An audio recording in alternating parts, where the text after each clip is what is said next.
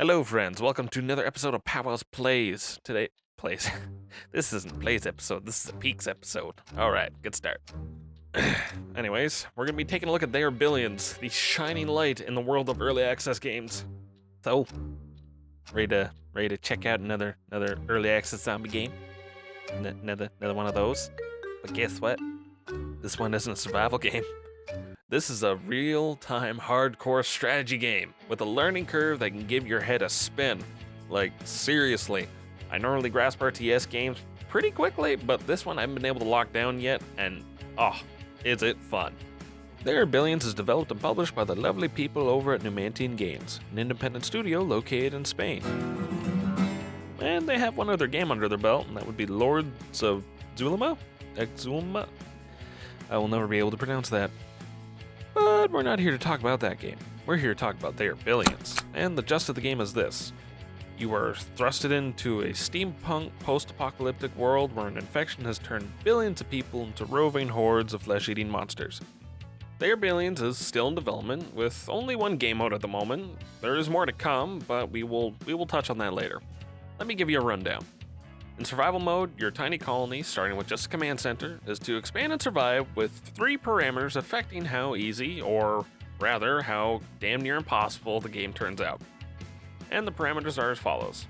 The map generator type, days to hold out, and number of roaming infected. Each of these affect the score percentage, and in turn, that affects your ability to unlock the next map generator. And I have to say, playing the game on the easiest settings, it gets you nothing. Nada. Zilch. It's good practice, but it's just as good at giving you false hope that you're actually gonna, win. Something I want to stop and point out too is that I just love the look of the game. It looks like it came out of the early 2000s. It really brings me back to my days of Age of Empires. And that just adds to the charm for me. Smooth and simple graphics, giving that a thumbs up. And what's hard to love about a game that just runs really well too? Even if you have hundreds of flesh-craven swarming infected on screen, it still looks pretty damn good. Everything's nice and smooth. But it is early access, and there are the occasional bugs. I've had people stuck in walls because they stood there when I placed them. They're so faithful that even with the threat of structures being built on top of them, they will stand guard for me. I appreciate it. Is everything okay? Any orders? In the world of early access games and bugs in early access games, I have to say that that's a problem that's pretty small in terms of early access problems. So, good on you, Numantian Games. At the start of every game, you're thrusted into a randomly generated map, and you are completely at the mercy of the generator. Sometimes you get a really good seed, and sometimes you don't. I've been royally screwed because I had just way too much open area to cover and not enough resources to help, meet the demand. So, if you feel like your map gen has betrayed you, then honestly, just load up a new one. Make yourself a new game. Better than getting swarmed within, the first quarter of the game and just feeling defeated.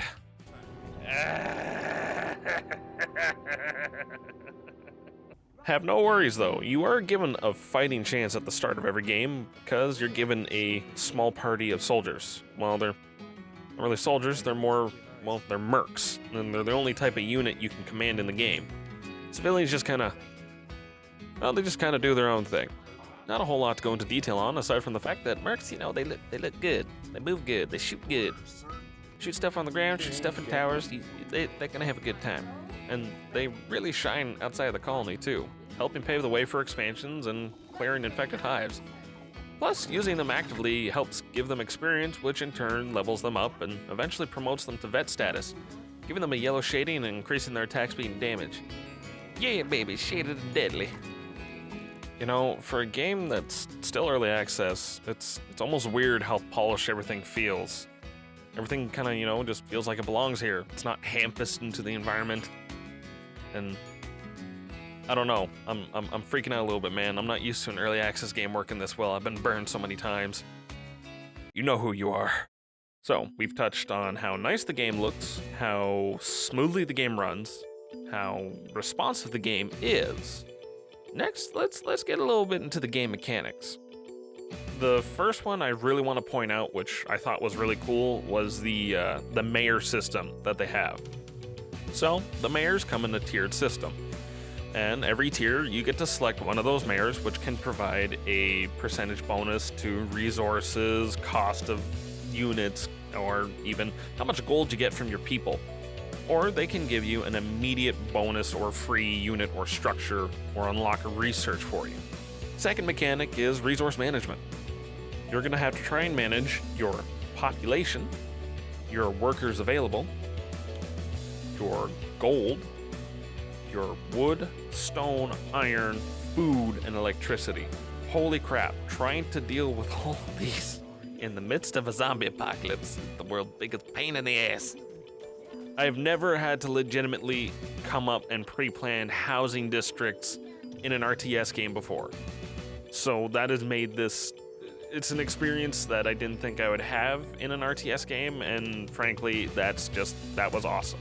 A small mechanic, but not to be overlooked, is also the pause button. There is an active pause button, so you can pause the game, still place structures, and command units where to go, and the moment you unhit pause, everything starts up. It really lets you micromanage, and it can save your booty in a horde moment. Third and final mechanic we're touching on is the Infected, and that includes both the roaming and the horde. The Infected as a whole are attracted to sight, sound, and smell. If you send in your units to clear out a group of infected away from a resource node, you can bet the more zombies you kill and the louder your guys are, the more and more infected will swarm to that place to check out what it was. As for the hordes, they just kind of, when they show up with a massive alert, by the way, so you kind of get a minute to prepare, they just swarm for the most direct route to the command center, because that blows up, the game's over. So if you can keep on point with all those mechanics and all the resource management and survive each horde, you win. You make it to the end of the days, you win. Love to say that I know what the victory screen looks like, but I don't. I have lost so many games. So despite the game only having one mode at the moment, it's a ton of fun. And as promised, there is more coming to the game. They have plans for a Challenge of the Week mode for the survival, where people can compete for scores on leaderboards, and eventually a campaign mode. I'm pretty excited for both, but with some more content updates, I feel even just the survival mode is fine. That's just my opinion. Closing notes, should people buy this? Yes.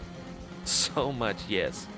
If you're a fan of zombies, steampunk games, and unforgiving RTSs, you will love They Are Billions. Demantine Games have done some great work, and I look forward to seeing what comes of this. Alright, well, thanks for watching. Hope you liked the review. If you saw something you liked or have a suggestion, go ahead and leave it in the comments, baby. And if you feel so inclined, like and subscribe. And keep your eyes peeled for my next peek at Mesozoica, the Dinosaur Park Simulator.